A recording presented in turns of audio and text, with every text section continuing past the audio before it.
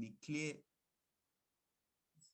and also you should try as much as possible to give a clear and concise statement about a specific part of the program that you are interested in. Yeah, the next point is sell yourself to your application reviewer. Like uh, you try to tell them what maybe what you have gained so far, what you have achieved, the academic achievements. Like maybe you made a first class, for example, or you made a second class, for example. Like an example of this is that, okay, I hold a bachelor's degree with first class in industrial mathematics and have a good programming skills. Based on my relevant academic background, I strongly believe I am an excellent fit for the Mathmods program. Like this one gives um, a kind of indication that you are passionate about what you want to study. You you you have a kind of confidence in yourself, and you have the required um, like knowledge to cope with the program. Although you will still submit your CV, but it's kind of, how will I call it? It's kind of a good idea to try and sell yourself to the selection officer, which is very, very important. Another thing is that what are your learning objectives? Like what's what are the objectives uh, uh, of, of your learning period if you are selected for the program?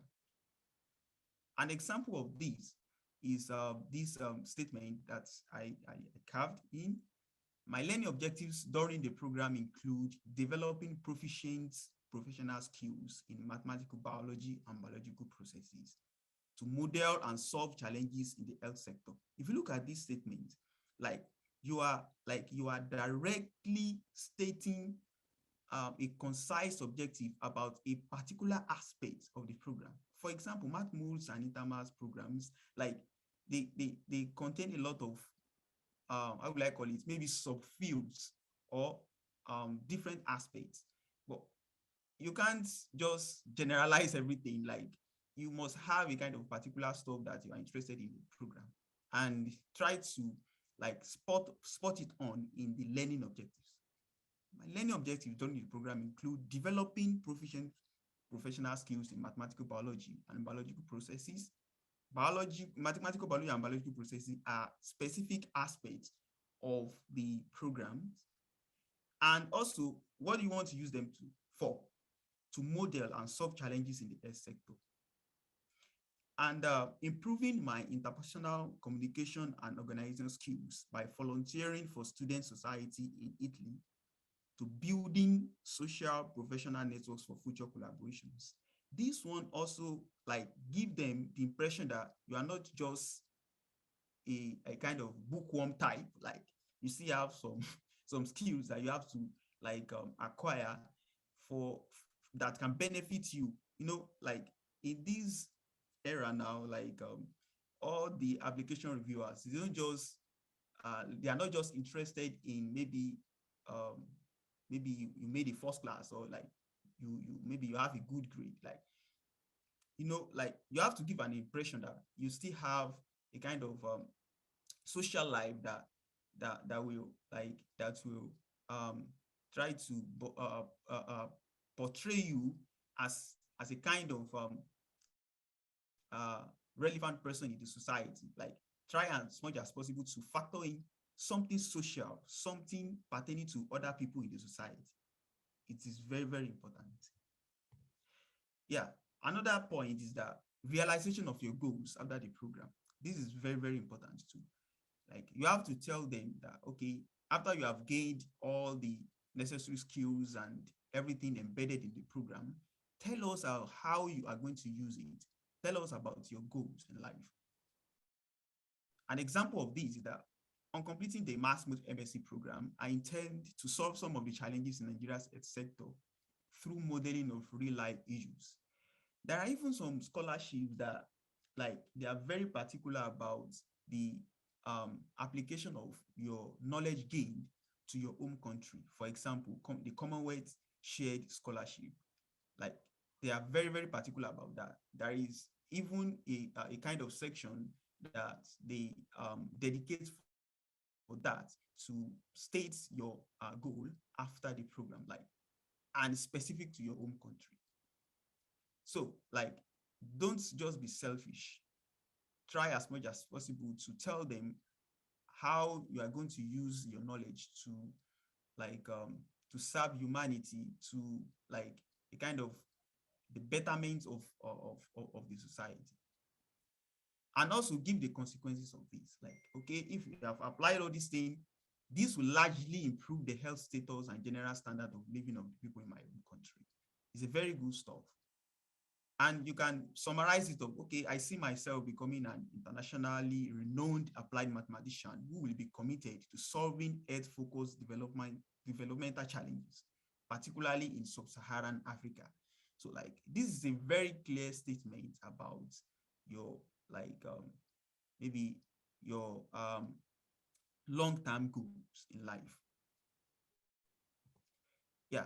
Another one is that you give a concluding remark after you have carved your essay, after you have constructed your essay from the beginning up to this level.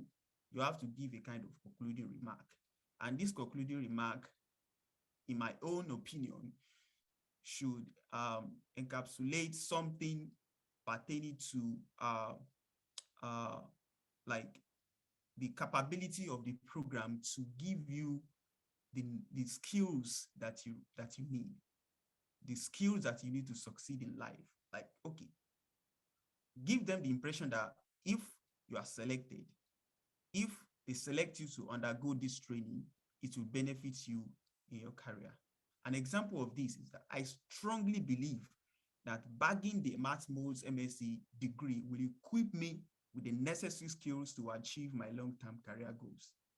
You see, like, all these scholarship stuff, like, they don't really like giving scholarships to people that maybe that they don't believe in them. Like, I don't know, like, they don't like classify them as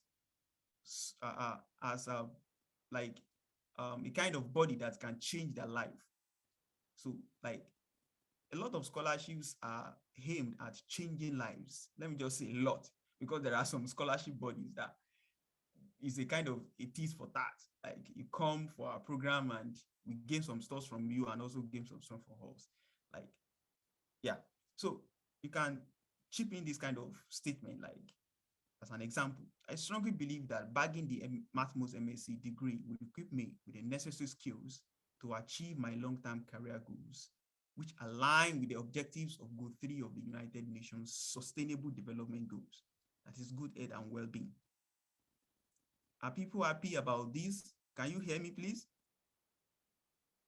Yes, Yeah, yes. I can hear you. Yeah, thank you.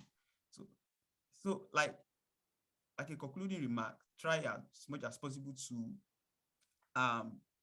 like let the scholarship giver know that if they give you this scholarship, it will change your life.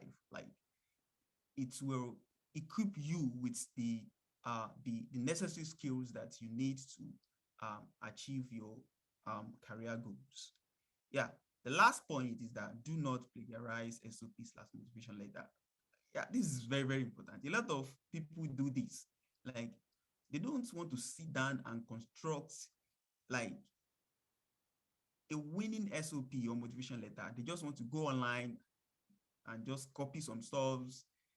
Some people even lie about it, which is very, very bad conduct. In terms of ethics, it's not something good. Like, don't just plagiarize SOP.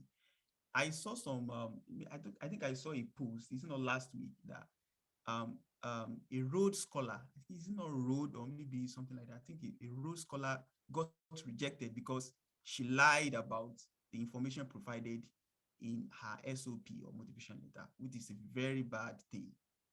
After you have been given scholarship, you have paid bye-bye to your loved ones and everything. Like, everyone has this kind of consideration that you are there enjoying your life or something like that. And shockingly, they just give you a kind of a rejection letter that what you have provided during your application is not true.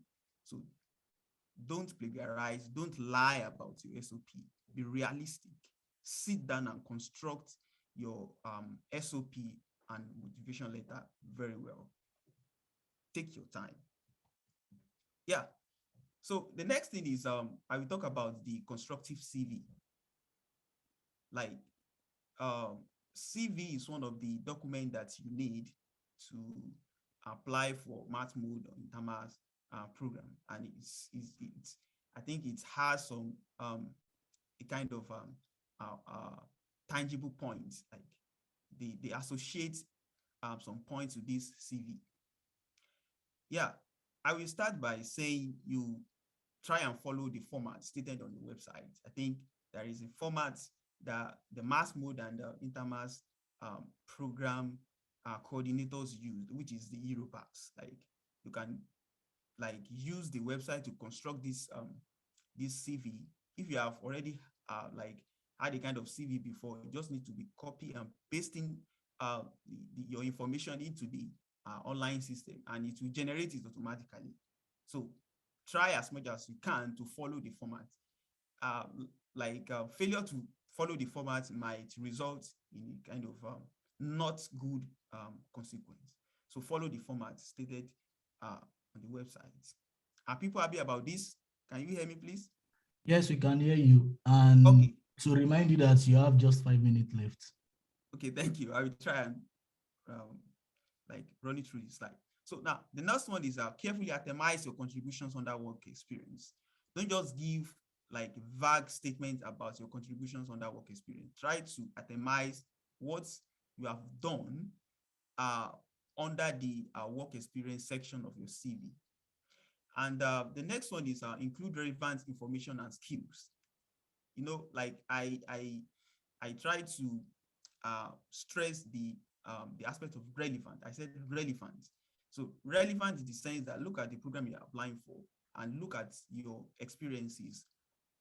Of all these experiences, which of them are, which of them are relevant to the program that you're applying for? So, and I listed some items like the programming skills, the publications that you have had, the conferences or workshops, academic conferences and workshops that you've been before, the awards and honors, maybe awards from the university or awards from maybe from your place of internship, and something like that.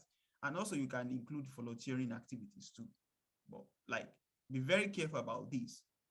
You are not applying for maybe something political in nature or something like that. So be constructive about this.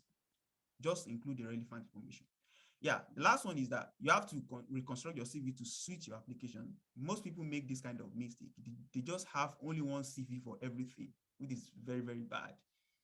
So like a CV should be reconstructed to suit a particular to a particular program that you're applying for.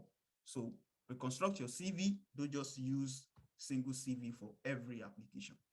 Yeah, choosing references, submitting referee details are part of the application process in the Mathmod and Intermaths program. So you have to be very careful about this because it forms an integral part of your application process. So, and I made some points here. So the first one is I always choose an academic referee unless stated otherwise. So like you can use your professors, you can use your doctors, you can use your supervisors, and like let them be academic. Now, the question comes, does that person know you very well? How long has the person know you? Like, you have to be very careful about this. Don't just use someone that maybe is just maybe meets you maybe like some month ago or something like that. Like, get someone that maybe know you for at least maybe like 2 or 3 years. Someone that can write some tangible stuff about you. And few sentences are not encouraged. So don't just get someone that you just write like 2 or 3 lines of sentences, and that's all. It's a very bad thing that can happen to a scholarship enthusiast. Yeah, and I don't think Mathmod scholarship or Intermaths scholarship requires you to get a professor. There are some applications that you need to use professor, but you can use doctors. And if you are lucky to get professors to submit references for you, that's very nice. And choose someone that has a very good response rate. Don't just choose anyone that you just submit their details and they will fail to submit submit references for you. I have some people like that they got rejected because they don't have the number of references that are required. Yeah, submitting your application. You have constructed your SOP, you have constructed your CV, you have chosen your references, and everything is on ground now. So, like, you want to submit your application, don't rush. Just take your time. Look at the deadline. Deadline is still, like, you still have enough time to fix some stuff. Don't rush into submission. And scholarship stuffs follow the idea of garbage in, garbage out. Garbage in, garbage out. If you just put in something that doesn't make any sense, you will get nonsense out. You get rejected. There are many people that have been like struggling to get this scholarship. So if you just submit nonsense application, you get nonsense results. So scholarship follows the rule of programming. Yeah, get someone to proofread your essays. Like, it's very, very important. You can have someone that's already there in the program, or someone that you know that is very good in English, or maybe it's very good in scholarship applications. Let them review your essays for you. Follow up with your references. Call them. Send email to them to remind them of submitting references for you. Get in touch with them. And read before you finally submit. Proofread your applications. Even though your details, your personal details, proofread them. Don't just be confident of yourself like that. Read before you eventually submit your application. So, as a kind of concluding remarks, I've just tried to summarize everything. Like, okay, take your time to read about the program. Relax, sit back, and take your time in filling the application form. Don't rush. Be deliberate, be constructive in writing your SOP or motivation letter. Be constructive about it. Include only relevant details in your CV.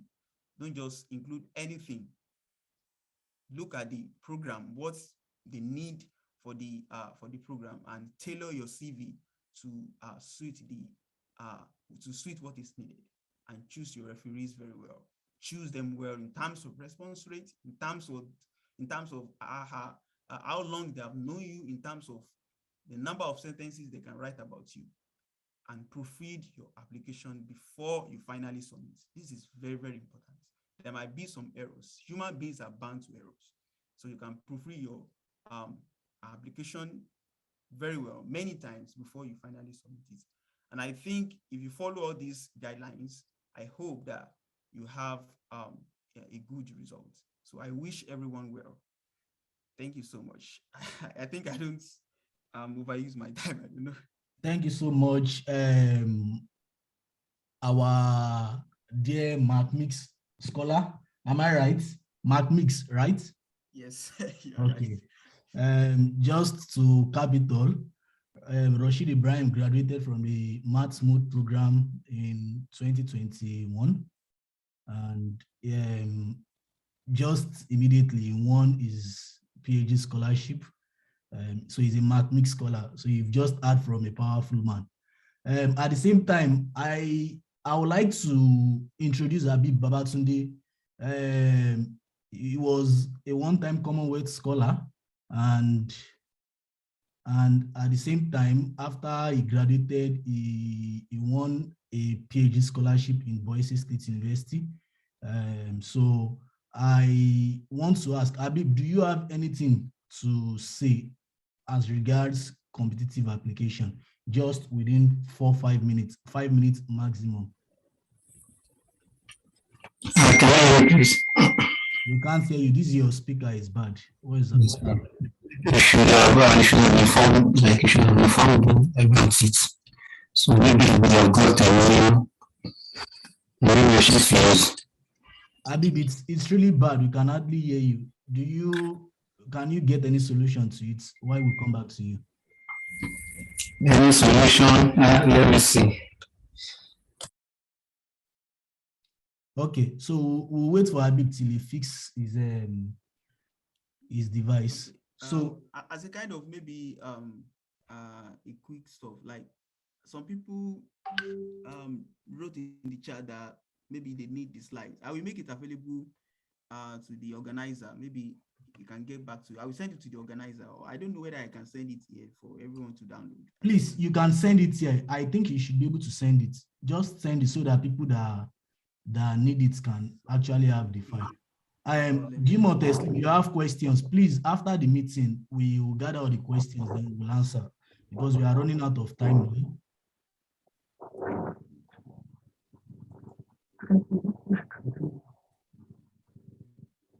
Okay. So, Rashid, we'll be expecting it in the group chats.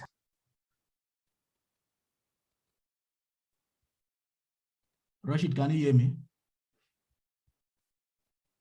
Okay.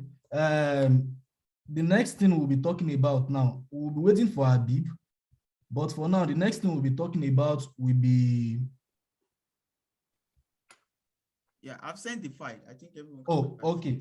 Okay, I can see it, and I hope that everyone too can see it.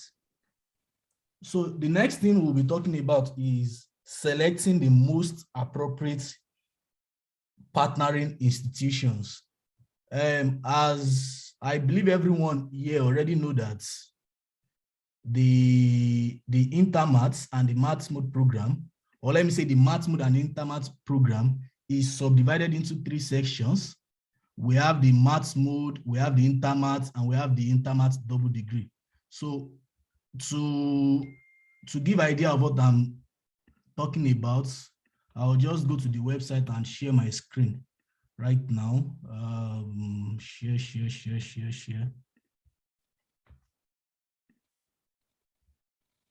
Okay, I hope everyone can see my screen. Yes. Okay. So this is. Yes. Okay.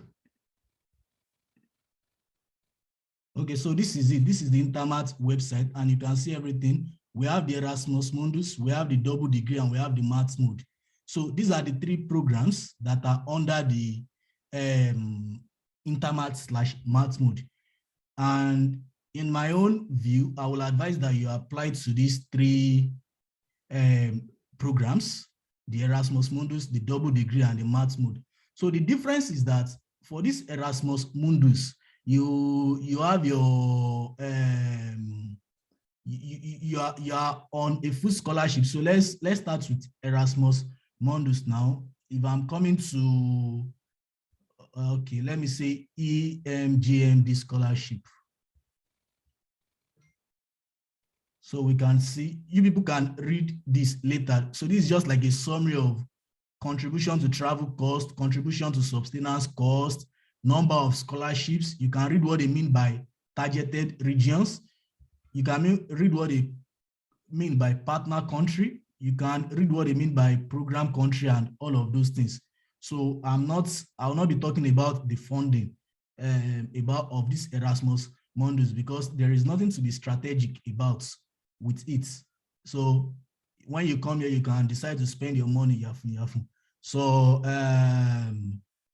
let me show you the partnering institutions as far as the Erasmus Mundus is concerned. So these are the partners: University of L'Aquila, University of Barcelona, Hamburg University of Technology, and University of Côte d'Azur in France. Also, we have the Vienna University of Technology, which is in Austria. So how do you move? Let's see.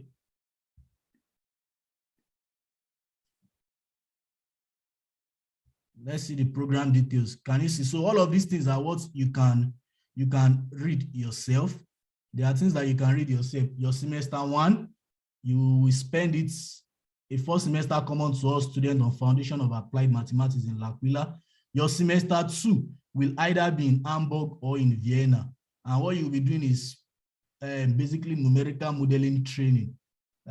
Your year 2 will be depending on the course, on the area you chose during your application. So in this case, modeling and simulation will be in L'Aquila, computational methods in biomedical imaging in Hamburg, stochastic modeling in neuroscience in Nice, cancer modeling in L'Aquila, computational fluid dynamics in Vienna, decision making and applications to logistics in Barcelona. That's for Erasmus Mundus. We also have the same thing for double degree. So I just urge everyone to check this. Just come to Erasmus Mundus, click on consortium, you can see how you move.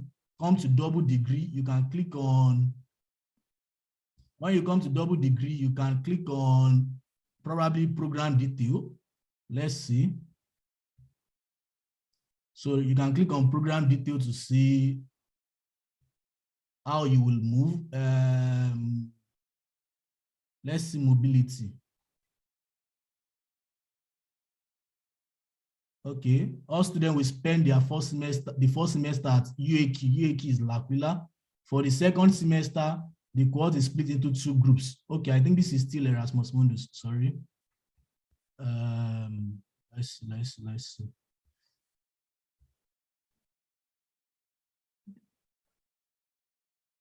One moment, please. Okay, yeah, there we go. This is for the double degree. Can you see? Double MSc degree in mathematics for real-world applications awarded by the Intermaths consortium. You will have your MSc in mathematical engineering from University of L'Aquila. So your second year will depend on the course you will choose during your application. So if you choose mathematical engineering for your second year, you will be going to Brno University of Technology in Czech. Nanotech, you will be going to Gdansk in Poland.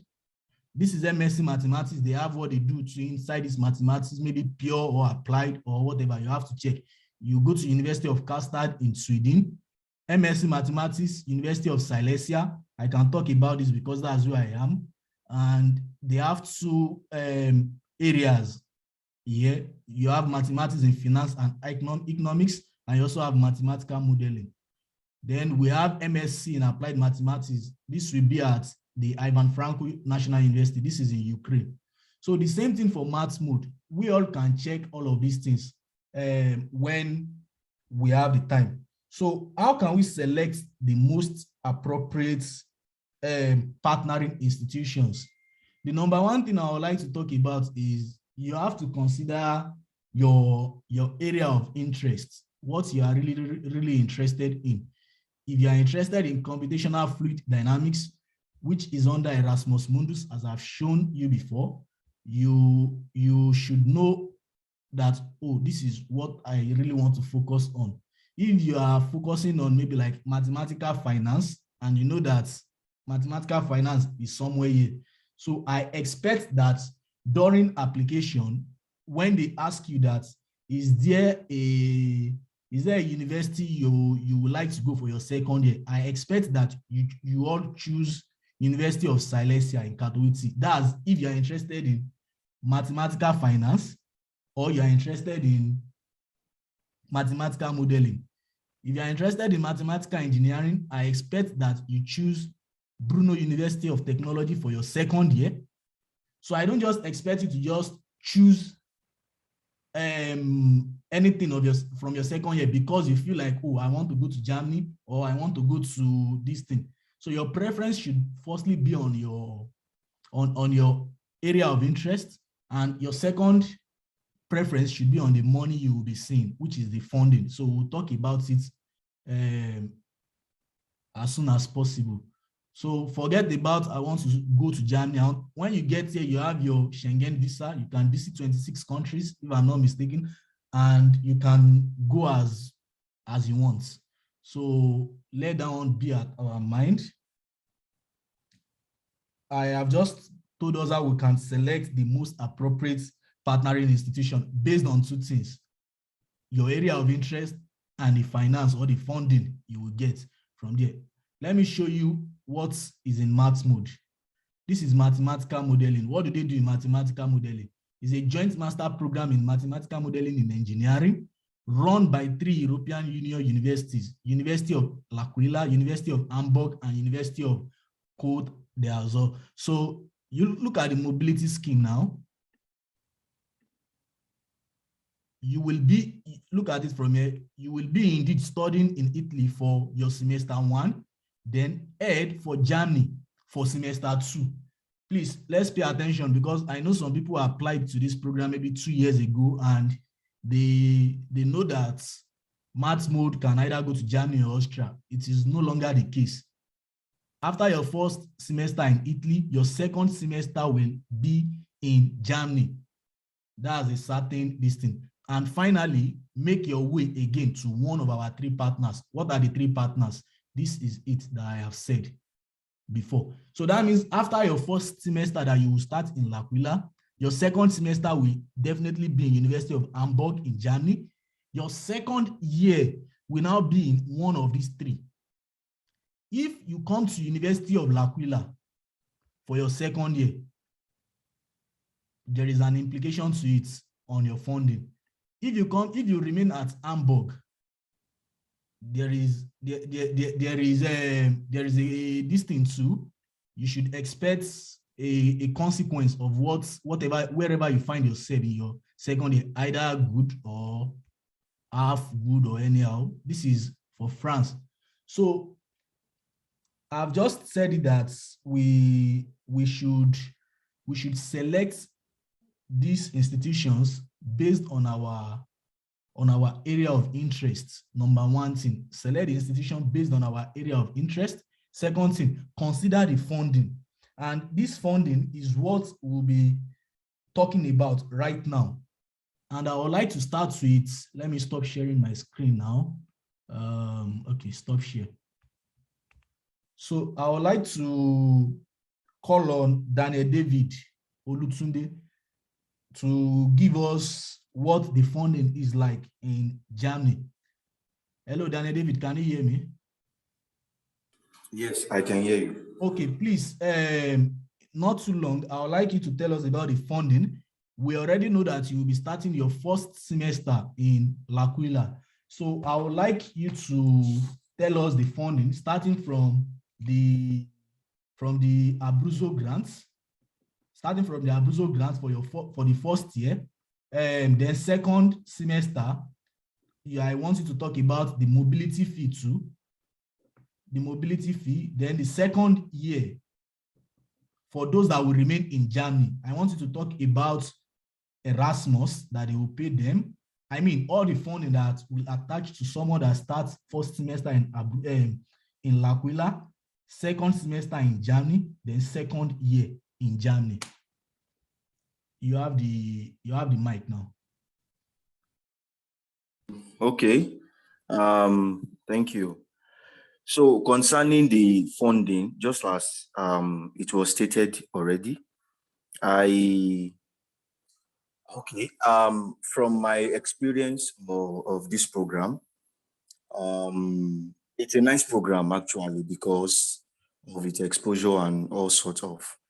But when it comes to funding, one has to be very, very strategic, and one has to plan very well so that we don't at a point, get stranded or so. So, but concerning the Abruzzo grant, if probably you are coming to this program and you are not on university grant, actually there's no problem, but the issue is just that you need to probably, get some additional financial strength to be able to sustain you for some months before you'll be given the Abruzzo grant. So here they call it something like the ATSU grant. So I think it's about it's around 5,000 plus euros per year. So and it won't be given to you at once. It will be given to you like instrumentally. Let's say, for instance, the program starts. I think it starts around August, September or so. So and you'll be expected to be here by that time. So let's say by December, you will receive a part payment of the money. Let's say around 2,000. If I'm right, is it 2,000, 1,000 plus 1,000 something euros? I think 1,100 euros or so. So at least it will be able to sustain you for some time. But before it gets to that, you will still need to be able to sustain yourself financially, right from your what do you call it, your visa processing till the time you will be paid the money. And yeah, so before the second payment of the money will be paid around I think July or so. So you have to be very ready. So my main point is just that make sure you have at least some enough money with you. I might not be really specific, but just try as much as possible to have um let's say for instance, I don't know, around at least let's say 200 euros, whereby you'll be able to convert to 200 euros or so. And 200 euros is like I don't know, I think it's around 100,000 naira or 200,000. At least just have at least that money to be able to sustain you within the few months when you get here.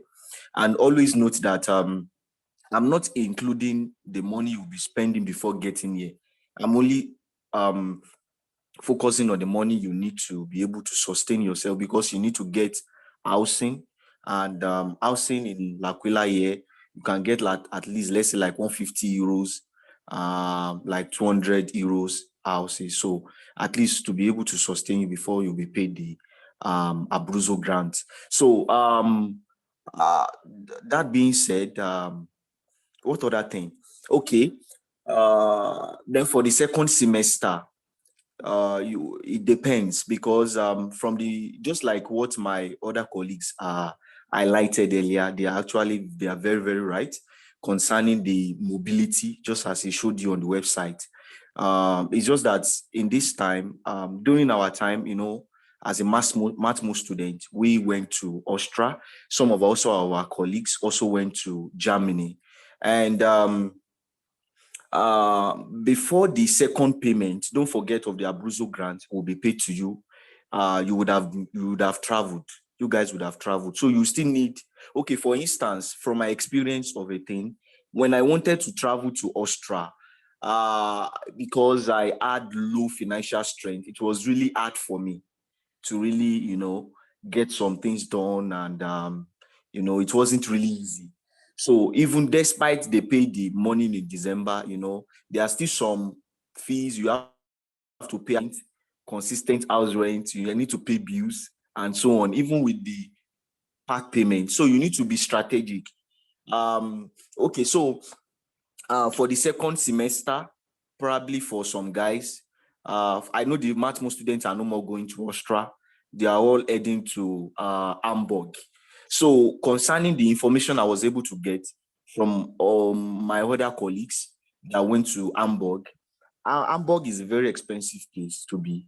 And okay, yes, and I will also be saying it relatively to Austria, because they are both expensive places to be.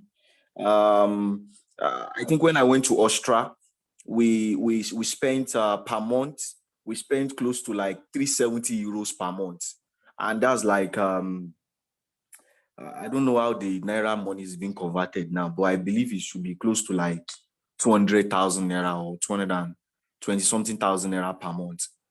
So, and the payment itself is not even from, it's not from the money they paid in December. So you need to be able to be strategic in order to be able to survive this time.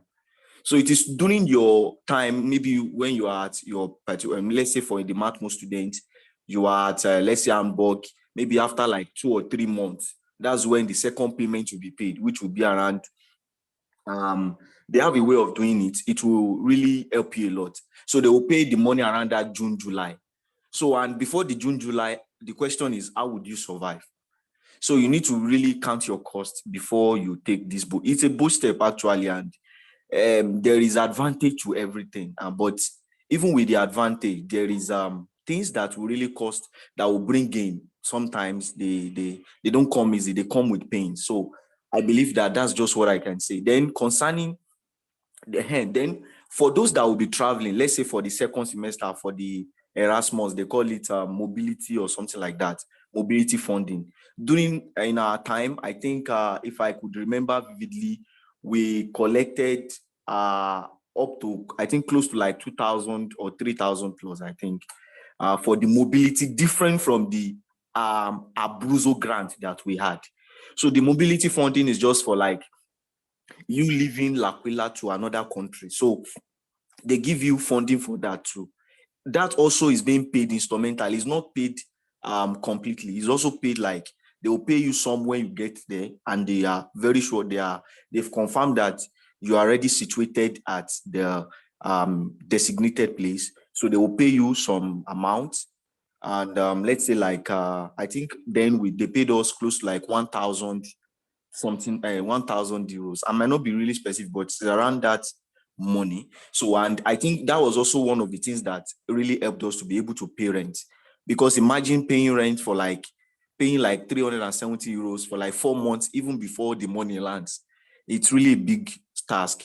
And for me personally, it wasn't easy in Austria because we're not on grants. And for you that you're not on grant, if you are still on grant, at least you'll be able to survive because you'll be paid like 850, 800 euros per month. So you will still be able to do some things that those that are not even paid the monthly payments that they, so it wasn't easy, but due to it's just what I can just say is just what really helped me most was before going to Austria, I have my senior colleagues ahead of me. They were like, I will advise you to move to the Intermaths, this thing, at least you'll be able to survive because of the financial strength or so. So, but me, I was just this person. I was just so determined that somehow, I know that I will survive and I will be able to pay every debt. And here I am now, being able to do all those things. So it's I'm saying this thing not to discourage you. Just like what I said just a few minutes ago, that despite all these odds, I was still able to escape through, still able to pay my fees, still able to even get more money afterwards. Because beginning might not be easy, but at the end of it, you start having some big money with you. So that's just what I can say. Then even if you are going to Hamburg, you will still need, I think they paid close to like 340 euros per month there, excluding bills or something like that. So it's a big deal. It's a really big deal. But the thing is that the exposure is there. One of the things you just do there is the exposure and so many things. And even at the end of it, you will still be financially strong because those times will pass. Those times they will pass away. So you will become better and better. So just follow the instructions that have been given earlier concerning the schools to apply to. There's other mine on this platform that also went to different countries. So maybe they will need to tell you more about it. Well, for me, I went to Austria, and also I'm also talking on behalf of those that went to Germany, that it wasn't the finances were not really coming, not like monthly, not that they will be paying you the money monthly. It's just like they already have the specific month that they pay. Let's say for the first instance, they pay like December. So the second payment will become by July. So the question is, the money that is coming by December, maybe before then, maybe because you want to pay some money you borrowed to process some things in Nigeria and so like that. So it might not really be enough. So the question is, how do you now survive within the next 4 months, paying bills, even being able to travel outside like Willa, how you were going to be able to get accommodation. So all these things, please put in mind. Try as much as possible to get funding. Try as much as possible to work within these few months that you'll be able to process. Make sure you try to work. Make sure you try to gather money as best as you can. So I believe that with determination and, just like I can't really say for others, but I just believe that just hope and believe and I don't know, just try, just make sure, don't just lose hope. I know there will be financial struggles at the beginning of the journey, but by the time it's getting to the middle, and at least I'm one of the survivor here, and I'm able to stand there and tell you that you can actually survive this program despite the financial constraints, but yet notwithstanding, try as much as possible to get as much money as you can to start the program while you await other fundings, because there are still some stuffs that are like some places you can still get funding maybe when you get here, but for now I think it's not necessary. So let me stop here for now. If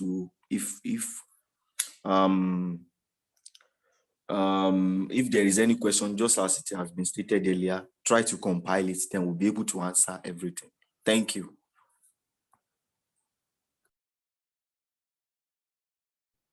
Okay, thank you, Daniel David. To just recap all he has said again, he just talked about students that will be in mathematical modeling and that will probably be going to Germany. Your first year, you will receive R2 grants worth 5,000 euros, as he has said, 5,000 euros.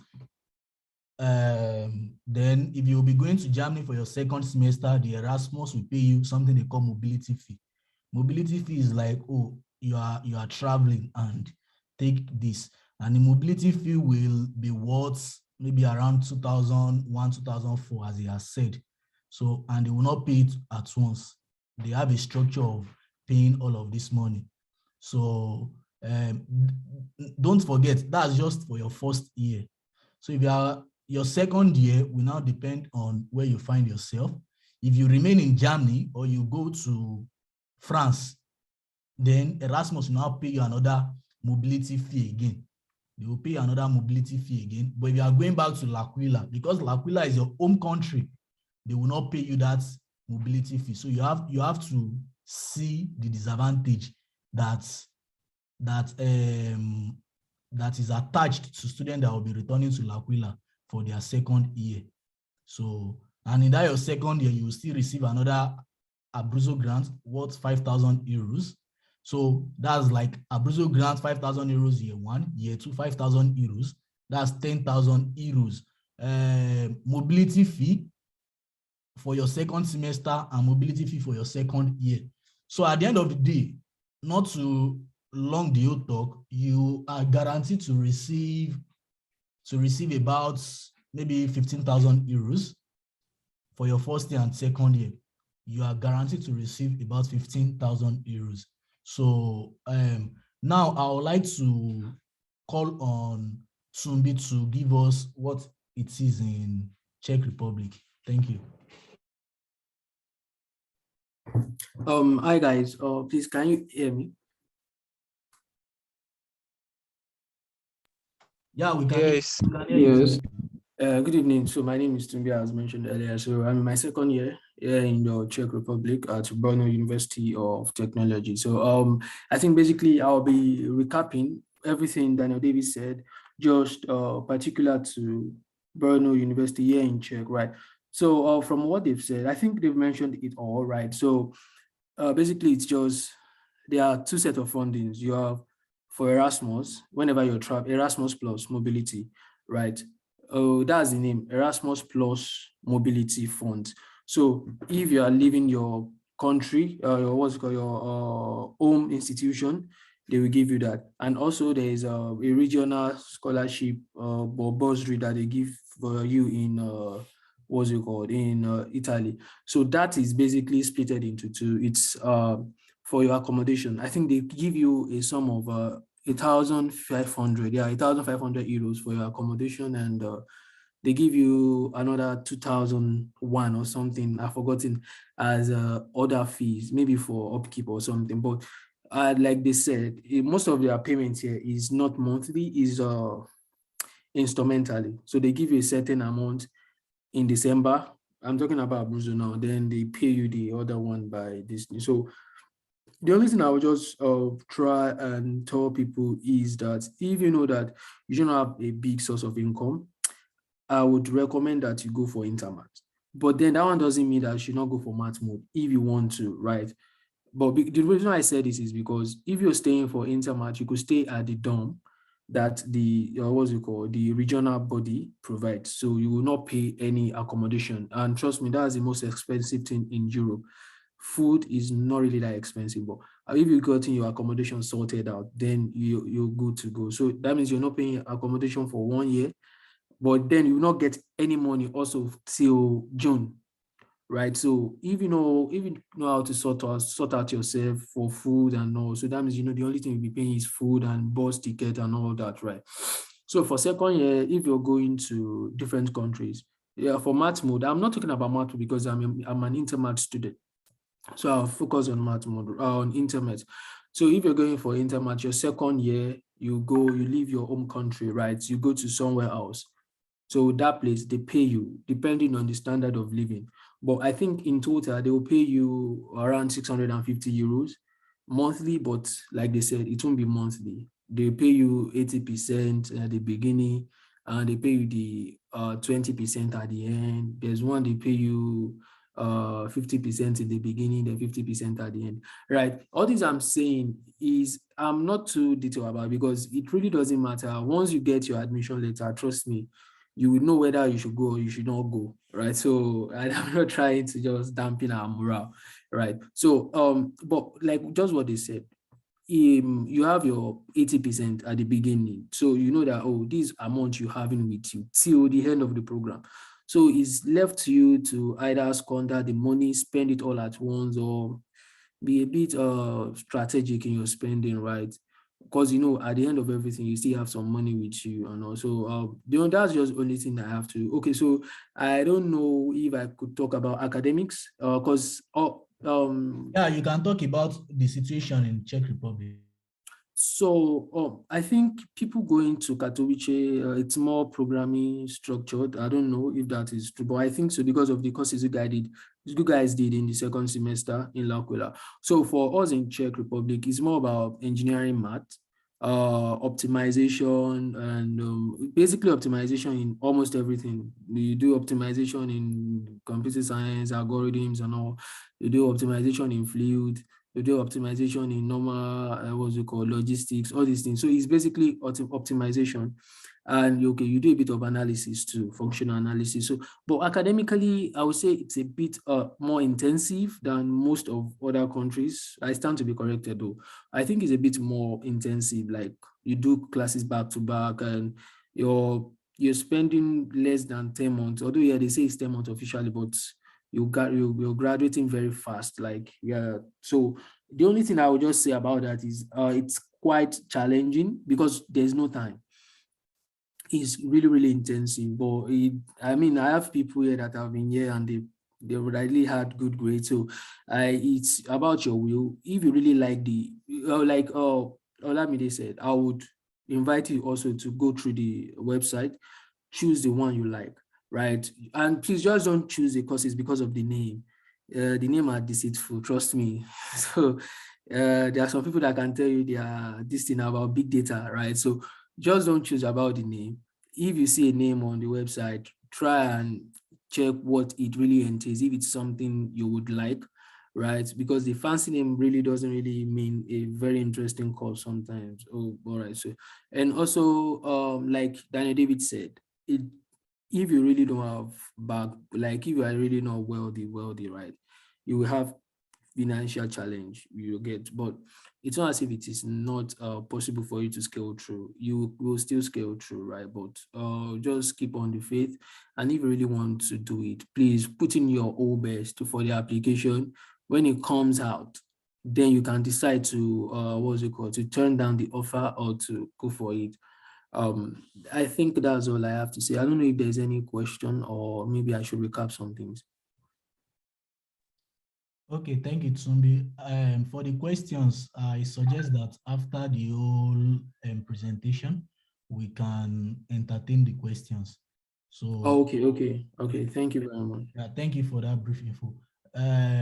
So Tsumbi has already talked about the Czech Republic.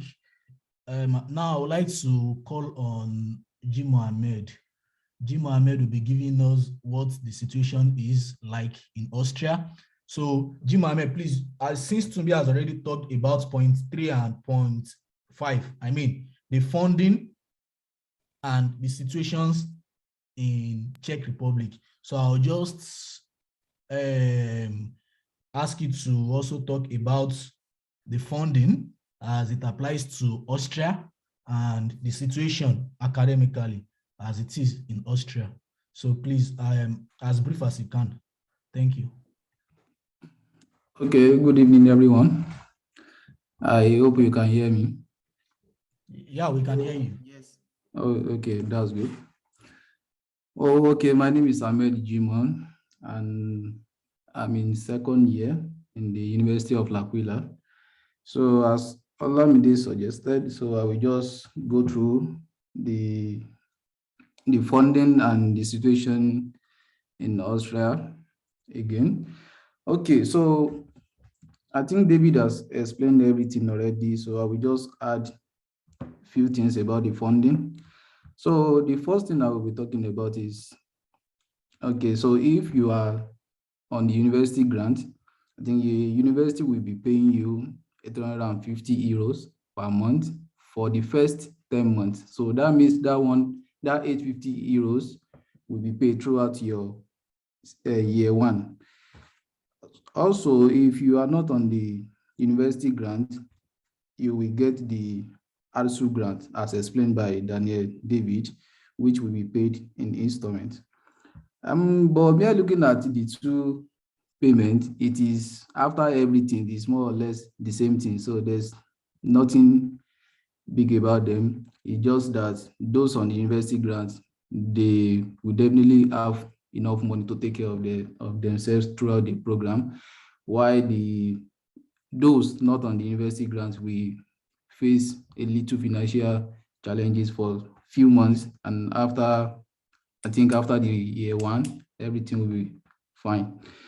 So also, when you are checking the application, please note that there is a certain amount that you are requested to pay, or you are required to pay every semester.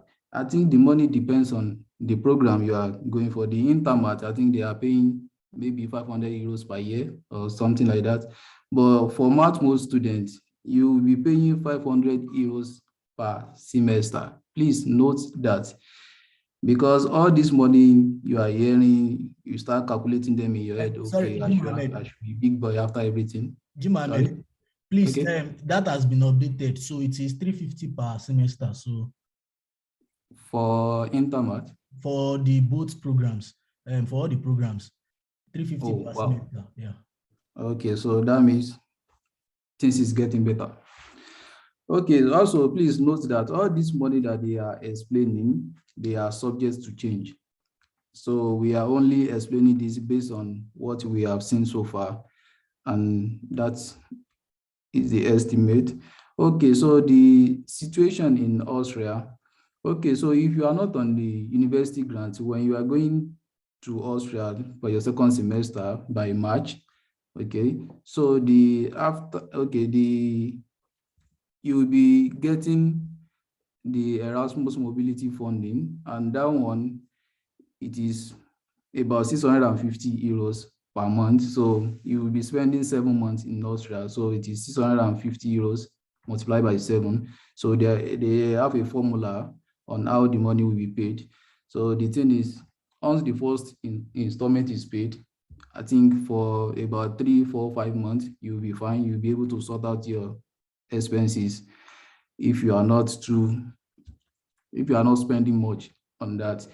So okay, that is when you are going to Austria. For those people going to Germany, it is almost the same thing, just that they will be spending 6 months in Hamburg. So the 1 month difference is just there. So it is same thing. So for the second year now, if you are coming back to L'Aquila, the only grant available to you is just the ASU grant, which is 5,000 euros throughout the second year. And the 5,000 euros is divided, I think, into 3. The 1,500 is for feeding. I think you'll be given a card to eat in the restaurant.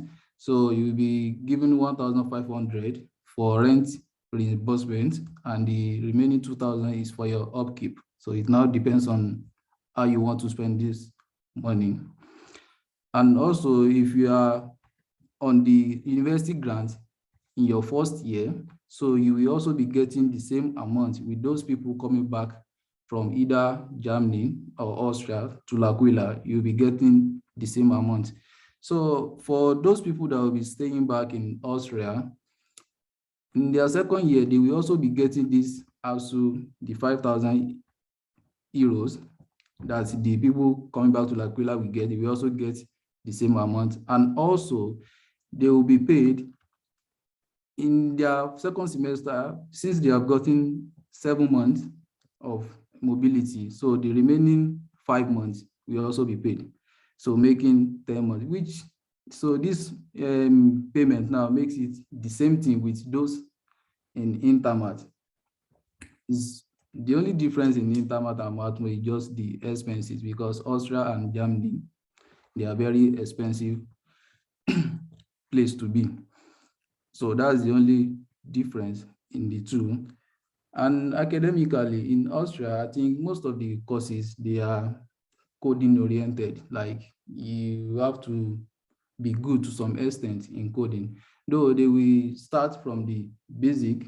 And what usually happens is that they use their own standard to measure all the students. So they will not be asking you what your experiences in coding and the likes. So they just assume, okay, you are doing your master's, you should know this, you should know that, and you'll be given assignments. So that's the only thing in Austria. The assignments will be bulky every week, and you have to solve and submit them at least 50% of them every week. So the time will not be there. So if you are the type that is planning, okay, I can be working and studying, I don't know, it might be very hard to combine the two, except maybe your job is online, then maybe you can cope.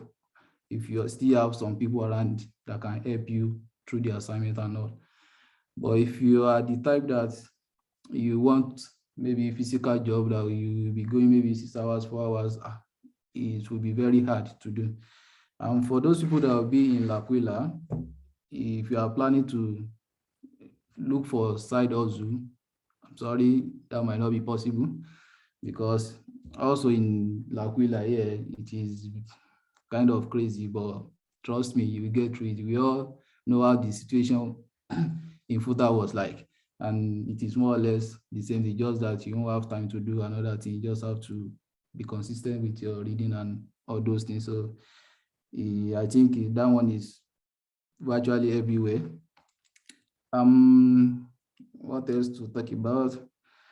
I think that is all I have to add. Everything has been said earlier. So thank you for having me. Okay, thank you so much, Jim Ahmed.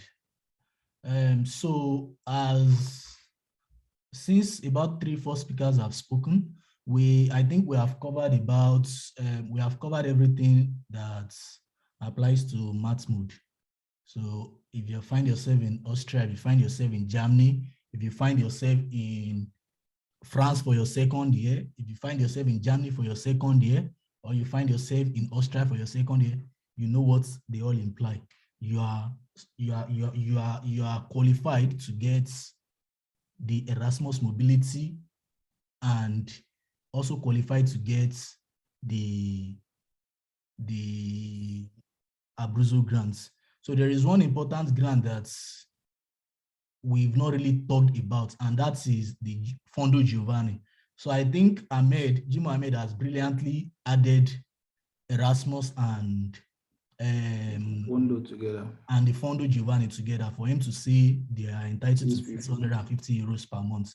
So in the actual sense, I think it is about 350 euros per month from the Erasmus is 250 euros per month, and the Giovanni is 400, so making 650. Everything will be paid together. So okay, so we can hear that already. So and for those that will be going back to L'Aquila, you already know the implication. If you'll be going back to L'Aquila for your second year, that means you will not get the Fondo Giovanni and the Erasmus mobility fee that you're supposed to get for your second year.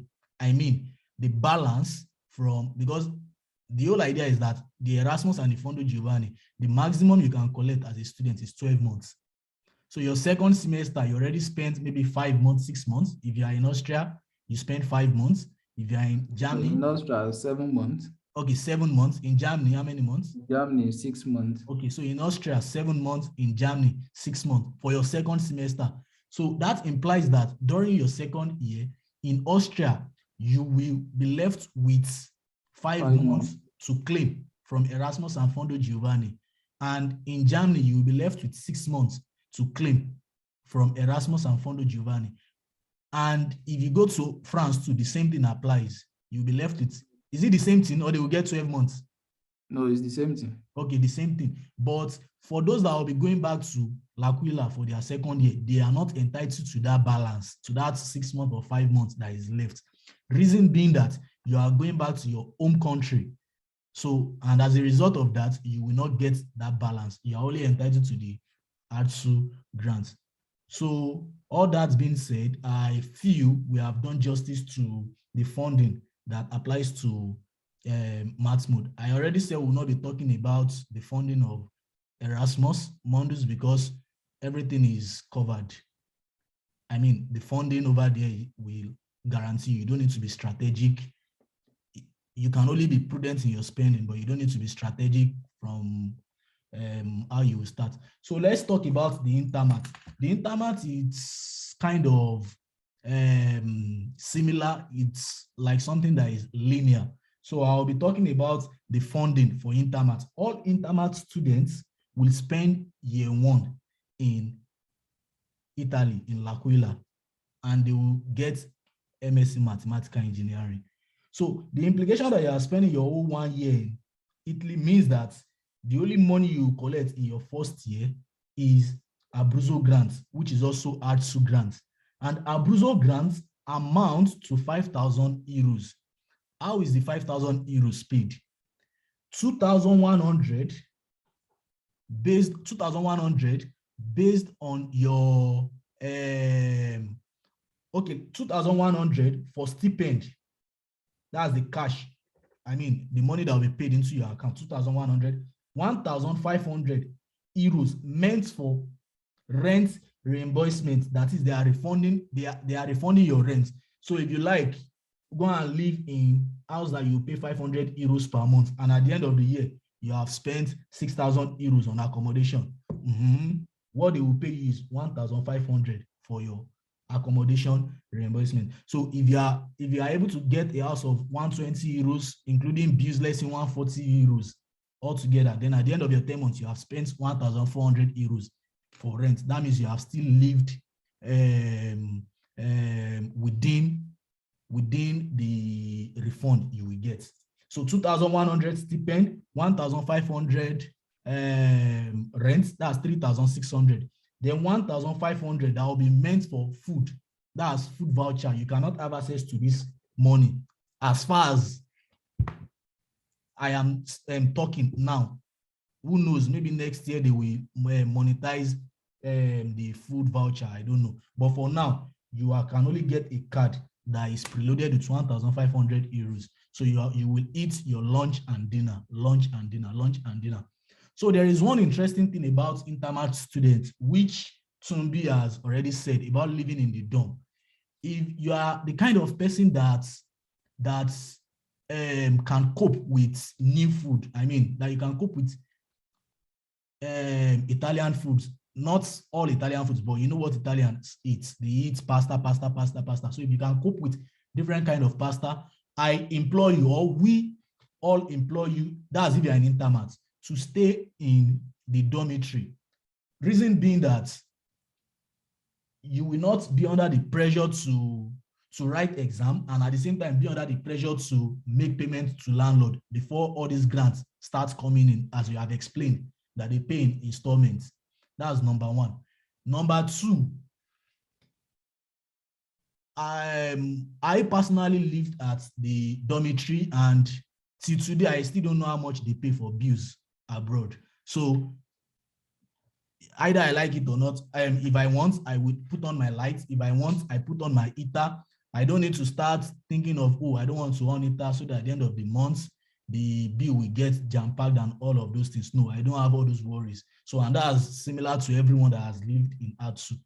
So, and if you are living in ATSU, the only money that you will not get is that 1,500 meant for rent reimbursement, because they believe that you are already using that to live in that apartment. So the only money you will get will be 2,100 euros as stipend in cash and voucher of 1,500 that you will use to eat.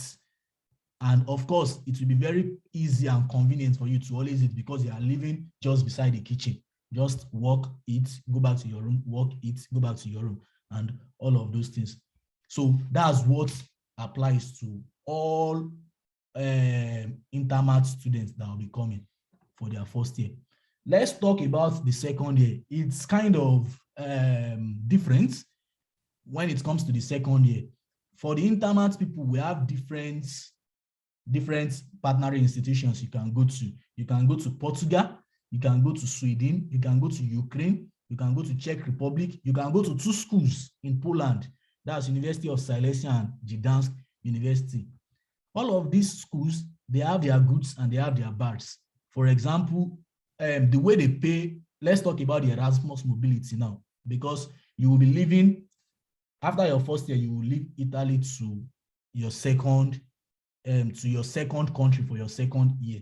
So, and this second country you are going to, they will pay you Erasmus mobility. How do they pay the Erasmus mobility? These people, they are wise enough to know what the cost of living in each country is. For example, in Sweden, it's a bit expensive in Sweden than it is in Czech Republic. In Sweden, it's a bit expensive than it is in Poland. So how do they do it? If I'm not mistaken, they pay people in Sweden 300 euros per month as mobility fee. 300 euros per month as mobility fee for those in Sweden. For those in Poland, they pay 250 euros per month. For those in Poland. For those in Czech, how much do they pay you, Tumbi? Is it 252? Okay, I think it's not here. So in Czech, they pay them 250 euros too in Czech Republic. 250 euros too in Czech Republic per month. In Ukraine, they do not pay them a dime. Reason being that Ukraine is not an European Union country. So you need to be very, very, very, very strategic while choosing your second year. Unless, because you know what, when I was talking about selecting the partnering institutions, I started with course of your area of interest and the funding. Forget about the country. I want to go to Germany, I want to go to France, I want to do this.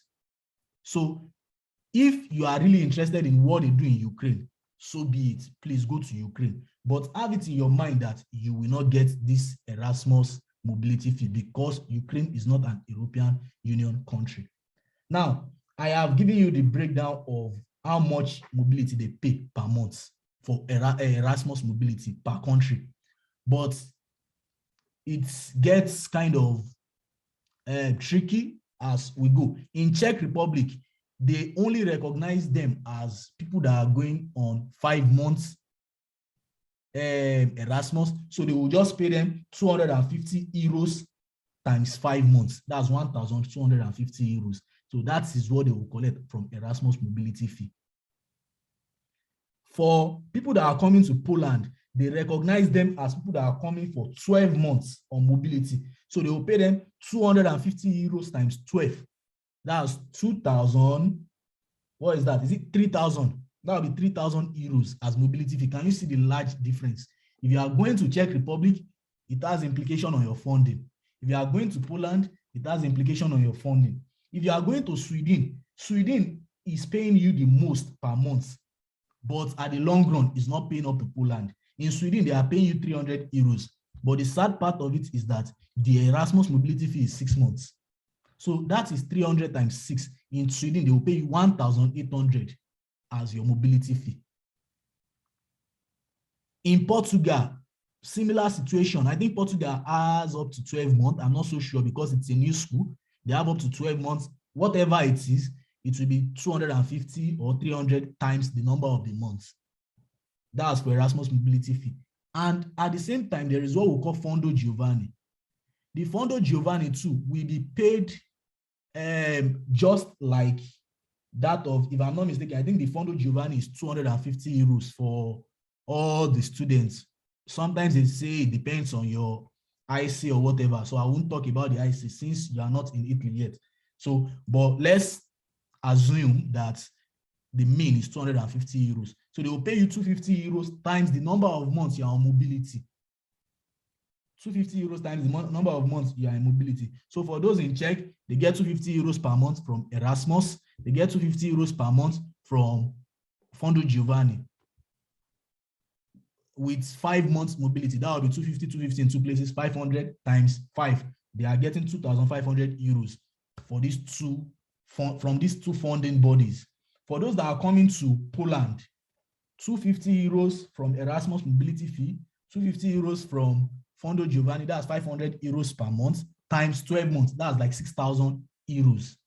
And like that, like that, like that, like that, like that, like that. You have to understand how all of these things work. And there is a structure which they pay 80%, 20%, 50, 50%, and all of those things. I won't be talking about all of these things now until after the selection, until after you have been selected for the program. And I hope that, I think we have about 7 or 8 participants here, and I hope that everyone will be admitted. So that's just the whole thing about the funding. And do not forget that all this funding I've just talked about, the Erasmus and the Fondo Giovanni, is the funding that is attached to your second year, that is attached to the fact that you are leaving Italy for another country. It does not stop you from getting the Abruzzo grants. So you will get the Abruzzo grants, which is 5,000 euros for your second year. The same structure in which you have said it, 2,001 as stipend, 1,500 for rent reimbursement, that's 3,600. Then 1,500 for food voucher. Unfortunately, you will not be in Italy, and there is no technology yet that will allow you to eat from another country in another country. So let's count that as a loss. You will be losing 1,500 to voucher, but you still have 3,600 as cash. So if you should look at all these plus and minus, plus and minus, plus and minus, we are talking about 15,000 euros or thereabouts. So that's that on all of the funding. Where you are going will have effects on your funding. So I may not be able to talk about the situations in all the universities, but in my university, the situation in my university is that there is one interesting thing that we do not pay rent. Erasmus has covered the rent for us for the whole of the 12 months or 11 months that we'll be spending. And this is the only school that has that advantage. And it is a big advantage over all other institutions in the program, both Mathmod and Intermaths. So free accommodation. Academically, when you look at the website, I think Silesia, where I am, are the ones that have much or more of academic courses. We are doing about 7 courses in first semester, 3 courses in second semester. That's a total of 10. And I can tell you that these 10 courses are not, the stress are not even up to people that are doing, some people that are doing 4 courses in the whole of second year. So it's not about the number, it's about how stressful it is. That's the situation here. In Czech Republic, I think it's kind of hard as the situations I have had. The same thing applies to Sweden. Swedes are friendly, they are friendly, not too bad, and all of those things. So, but don't worry, if you cope in L'Aquila, for Intermaths, I believe you can cope anywhere. Although there is a debate that Czech is even harder than L'Aquila. But in any case, if you can cope in L'Aquila, I believe that with just few efforts more, you can also cope in Czech. So rate your universities according to your interest and put it in mind according to your what also. You put it in mind according to the funding you will get. So that is that. Before now also, I have been getting talks about, oh, I'm interested in machine learning, I'm interested in data science, what course can I do, what? I don't know about Mathmod, and the Mathmod guys can hear as I'm speaking now. Rashid, Ahmed, Daniel David. So if there is anything that is related to machine learning, data science, or whatever, they will inform us right after I just immediately after rounding up. So, but for Intermaths, as far as I know, people that are going to Portugal, people that are going to University of Silesia in Katowice, not Gdansk. So that's why I did not say Poland generally.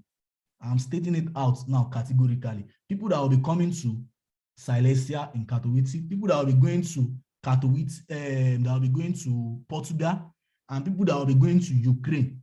These three people are people that will be doing courses related to machine learning and all of those things. For example, you will do data science and data analytics. You will do, before now they were doing big data, but I don't know, maybe they have replaced it with machine learning, and I hope it will still remain the same. Machine learning for smart cities automation. These are the two courses you will be doing, at least, that I feel are related to your interest in data science, machine learning, and all of those things. So in Portugal, a friend of mine in Portugal said they are doing big data. So that's something that you might be interested in. Also, in Katowice here, we are doing courses, coding courses, like using of Sage Math for computational mathematics, R for data analysis in statistics, and all of those things. So you can also develop yourself, of course.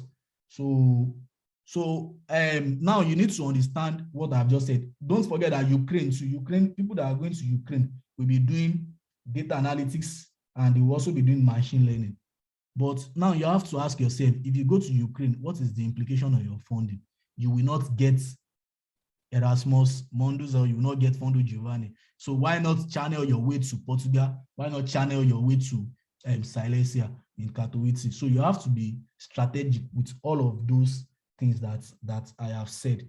So as far as I'm concerned, I think I have talked about the situations in Katowice, so to say, and at the same time, I have talked about the funding as it applies to this thing, and I've talked about machine learning, the data science, and all of those things. So I don't know if any Mathmod guy, any of the Mathmod guys can tell us if there are courses that are related to machine learning data in the schools they have passed through. Can anyone just help with that? Rashid Ibrahim, Ahmed Jimo, Daniel David. Okay, well, I think my situation is somehow different from what is experienced now. Like, I think they have removed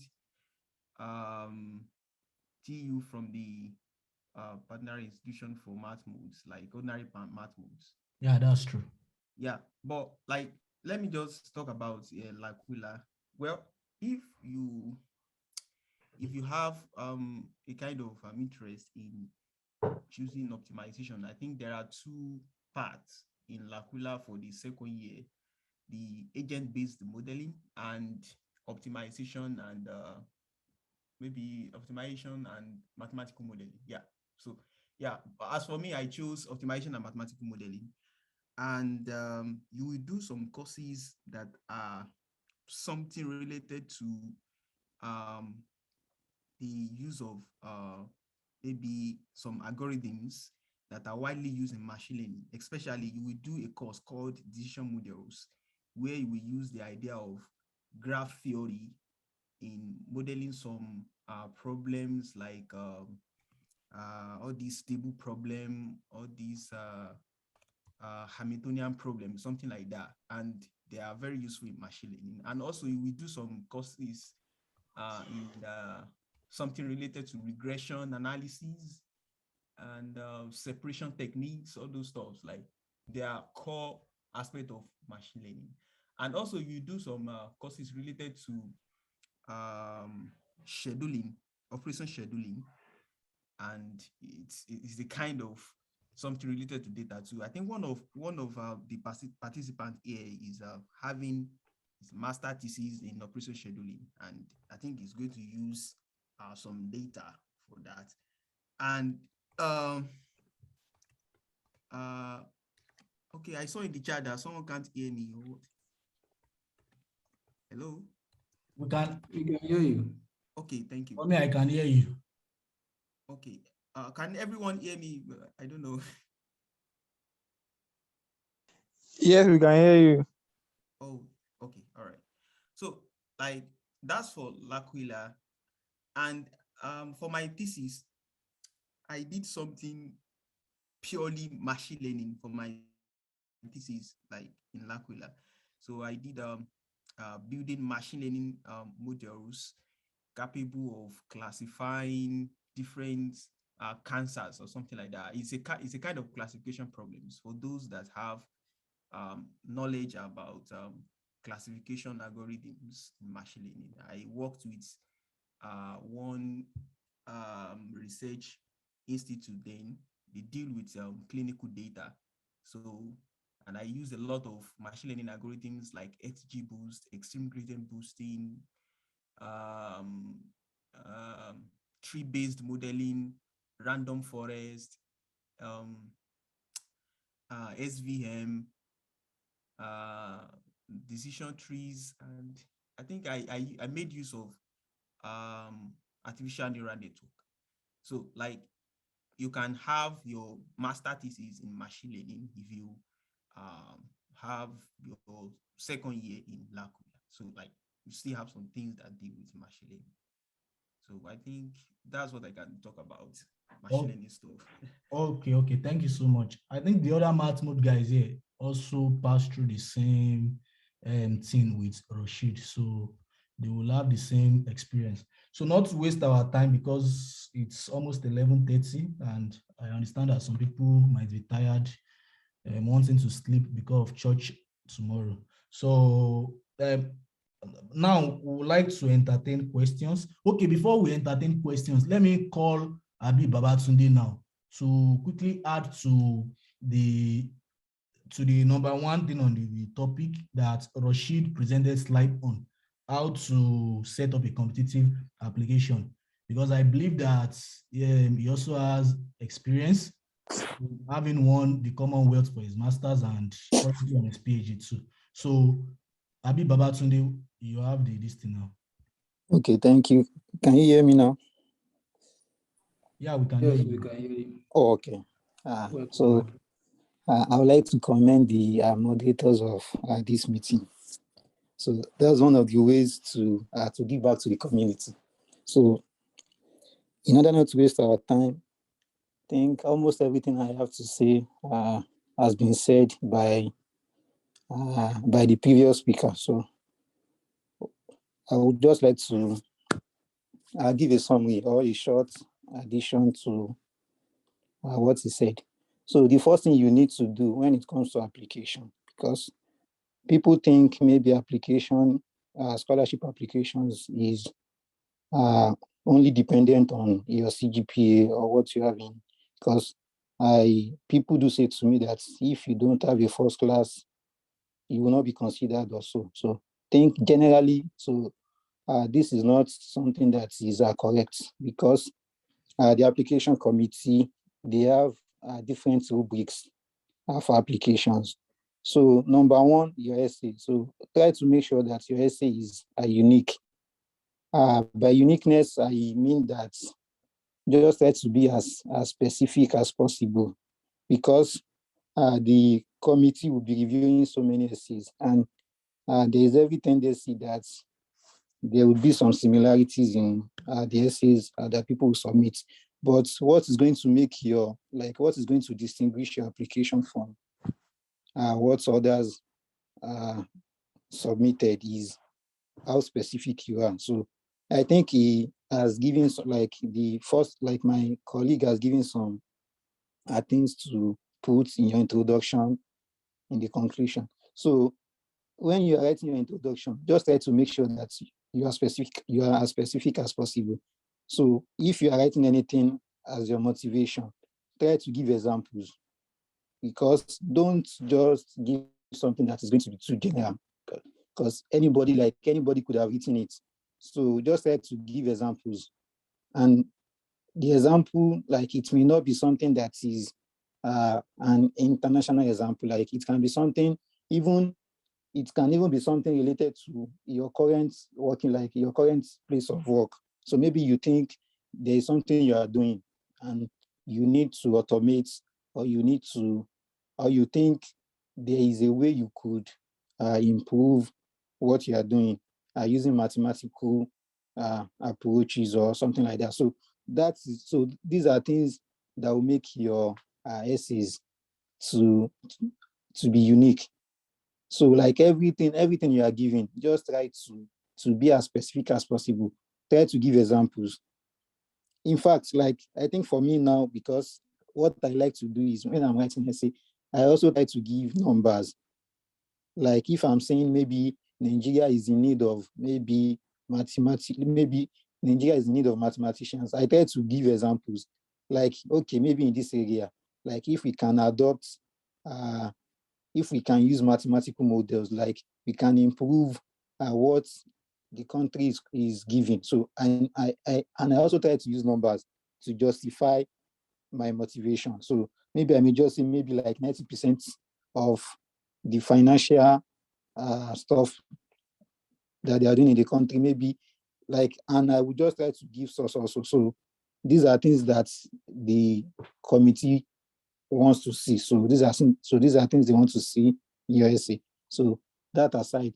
And secondly, so I think this is something that is more important to those who do not have maybe strong academic results, is try to engage yourself in individual projects. Because I know of people, like what they do is they would just look for research teams. Like they can just volunteer and work with any research team. Because I think this is very important.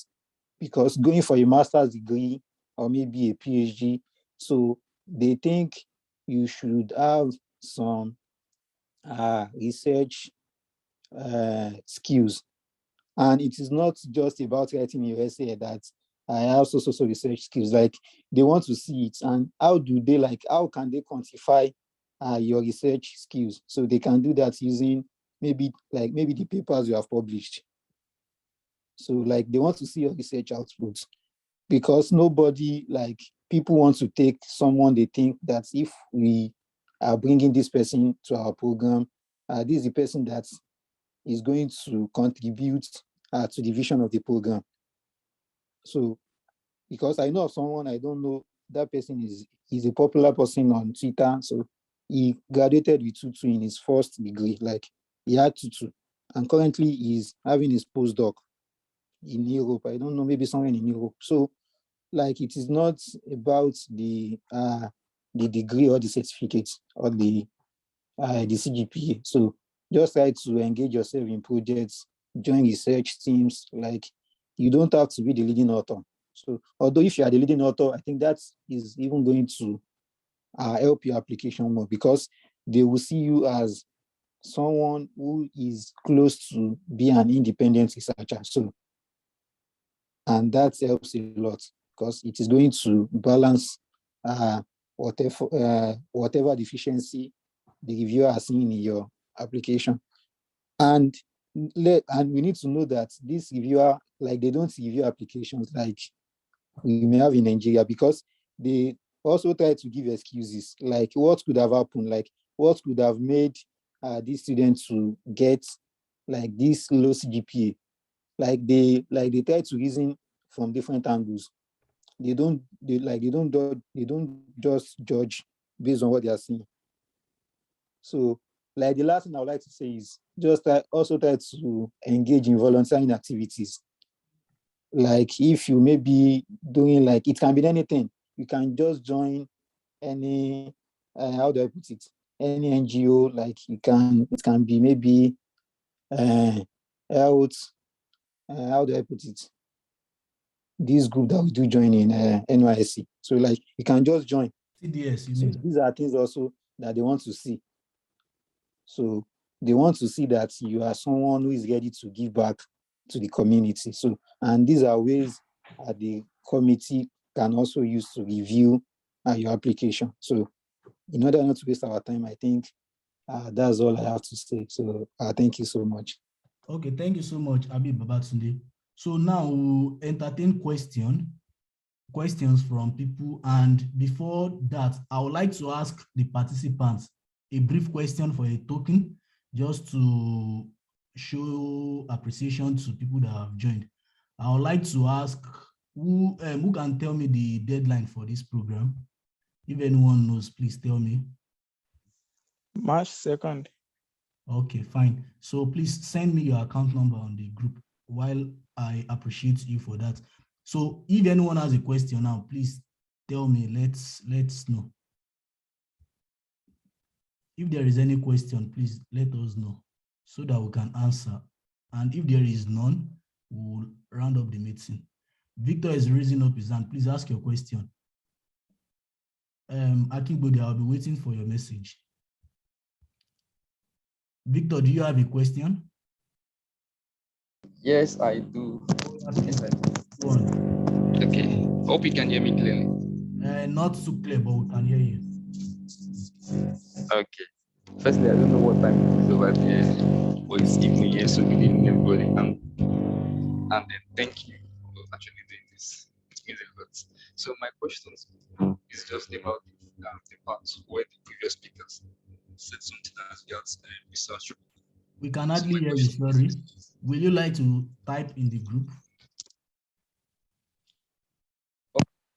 Okay, Sunday Timileyin, please ask your question.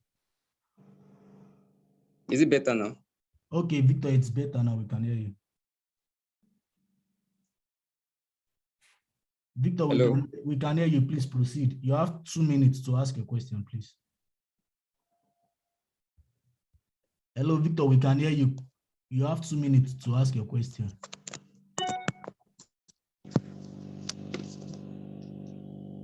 Okay, since he's not here, Naim, I don't know if I pronounced that right. Please ask your question. Okay, can you hear me now? Victor, please hold on. Victor, hold on. Naim, please ask your question. Hello, can you hear me? Yeah, we can hear you. Okay, my question is about the procedures, because I've kind of had different things. Firstly, I would like to know if serving is actually necessary, like completing the NYSC. Maybe it's actually a requirement or not. No, it is not a requirement. Okay, thank you very much. That's what I want to know. Okay, thank you. Victor, we can hear you now. Can you quickly ask your question? Okay, so can you hear me clearly now? Is it better? We can hear you, not so clear. Wow.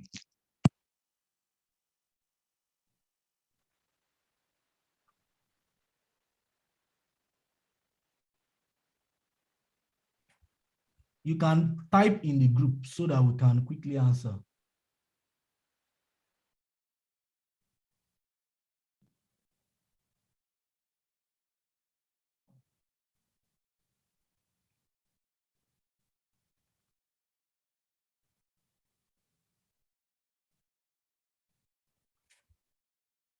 Akingbode, it has been sent. Thank you.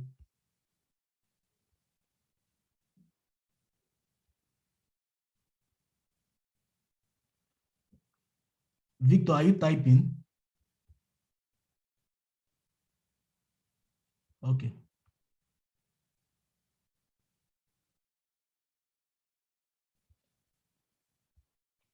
Okay, what is the question about it?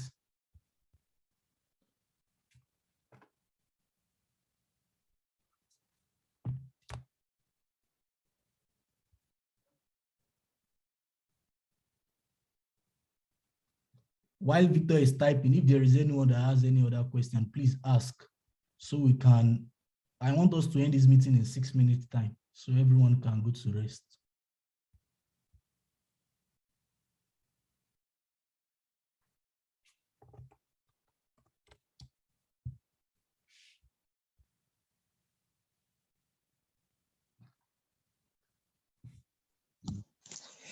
Sorry, I would like to ask about Intermaths and Erasmus? Okay. Is there any difference between them? Or like normally you say people that are considering funding should think towards Intermaths. What of Erasmus? Come again with your question. People that are what? Considering funding? Yeah, you said they should consider maybe Intermaths. No. What I said was that for Erasmus Intermaths, you will be paid on a monthly basis. So you do not, on a monthly basis throughout your 2 years of study. So you really do not need to be strategic with where you want to join, aside, which course are you really interested in? But when it comes to spending, maintaining, and all of those things, you really do not need to be strategic. But that is why we did not talk about the Erasmus people, because they have sufficient fund to go on. But I'm talking about the Intermaths and the Mathmod now. We talked about the funding that applies to them. Okay, thank you. Yeah. Okay, so my question is previous research work or project a requirement for a particular course, or does it increase the chances of getting accepted? Okay, I will answer you as far as I know, and I would like Abib to add to answer in a more generic view. As far as this program is concerned, it is not a requirement, but it can improve your chances of getting accepted. And I think that is the precise answer I can give to you. So Abib, if you have answer to, please. No, I think you have answered that. So that's it. No program is going to make it a requirement for you to have a project. So that's answered. Okay, thank you. So if there is no other question, we have just 4 minutes more. If there is no other question, I would like to terminate the meeting now. And I would like to thank all the participants that are here, as well as the organizers, the presenters. Ibrahim Rashid, thank you so much. God bless you. Jimo Ahmed, Daniel David, Abi Babatunde, Tumbi, and everyone that has joined and have left. Thank you so much. Participants, we wish you the best, and we hope to see your faces again after you have been selected. Then we'll talk more about the funding, how you can cope with the program, and all of those things. So for now, we keep our hands crossed. I can use the previous CV format because the online format is not easy to fill. What do you mean by the online format is not easy to fill? Can I use the previous? What previous CV format are you talking about? Yeah, we can hear you, Sunday Timilehi. Can you hear me? Yeah, we can hear you. Okay, like there is this previous format in one, like a document format, like document format of the previous like that was used maybe 2 years ago or something. Yeah. Now that online, I started last year, and one thing I noticed about the online is it must not be more than 2 pages, and 2 pages, like we just feed the online this thing, you won't have enough space to put in all other things, necessary things. So if it tends to put the necessary things, you see like 5 pages or something, which is out of required number of pages. Okay, I think I understand the problem you are facing, and I think someone already answered, not in this meeting, but I think I saw a perfect answer from a colleague one time. What you can do is fill this online. What they just want to see is the Europass CV format. Put all the necessary things, then you can now edit the PDF you have. I mean, you can convert the PDF to documents, edit the fonts, edit the spacing, edit everything. I'm sure that after doing all of this, you will not have more than 2 pages.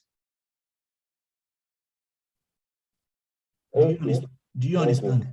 Yeah, so try it that way, but just stick with the instruction. Europass is Europass. Don't say because you have 5 pages, And so try with the Europass. If it is more than 5 pages, take it out of Europass. Use that Europass format that you have gotten as a PDF, convert it to Word document and adjust the maybe spacing and all of those things.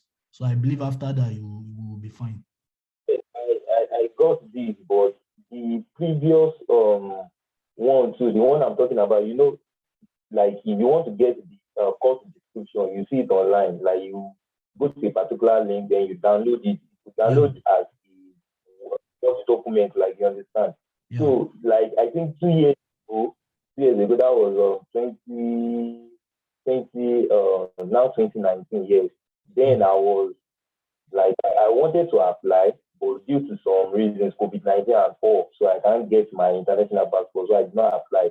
I downloaded it, but then they don't use this online, this thing. So last year they started this online, that you fill online, then you need to generate a PDF. Now that 2019, there is a format so that you just click on that link, you need to download it in one document. I think maybe that's what you should use for your own set. I don't know. Or do you use the online? In my own set, it was Europass website, and that is clearly online. And we filled all the details we needed online, and we generated a PDF. So it was not like we followed a specific format and edit. Okay.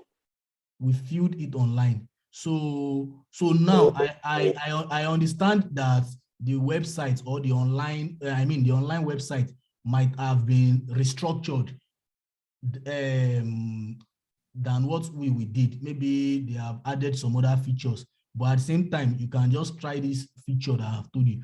I do not think there will be any problem if you are using your previous CV, but I strongly believe that the CV of 2 years ago is outdated. You already have some other skills, you have already improved, you already have some other experiences you will want to add. So why not just create a new Europass CV? If it is more than 2 pages, then try to use editor and all of those things to bring it back to 2 pages. So I think by that, you will be fine at the end of the day. Okay. Okay. Thank you so much, everyone. And now we'll not be able to entertain any questions. So for now, good night. Abib, thank you so much for this Zoom link. Rashid, thank you so much. Bye, everyone. Bye-bye. Yeah.